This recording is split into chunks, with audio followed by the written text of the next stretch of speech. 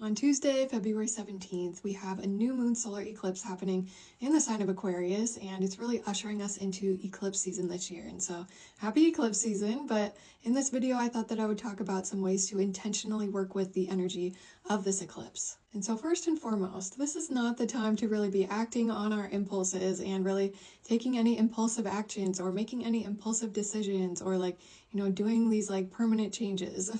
Because with eclipses, it's something is being eclipsed. So it's there's something that's being obscured from our view. And so we don't want to be making any impulsive decisions based on something that we may or may not have the full idea or the full picture of yet. And next, we want to be doing our best to go with the flow, because eclipses can be these times where there's lots of changes happening. And the more that we resist these changes or dig our heels in, the more difficult it can be. And so we want to be doing our best to go with the flow and try and be adaptable if we can. And next, we want to make sure that we are grounding ourselves. And so ground, ground, ground, because eclipse energy can feel very almost chaotic and really ungrounding. And with this new moon happening in Aquarius, that adds another layer of this ungrounded, blah kind of feeling.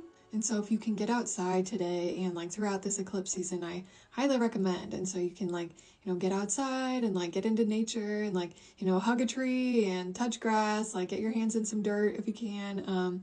But also just exercising. That's a great way to ground yourself and bring yourself back into your body. And so dancing and exercising and also singing, that's a great way to do it as well. Or playing with your pets and just meditating and just getting out into nature. And also eating those grounding and nourishing foods and, drinking your favorite kind of tea.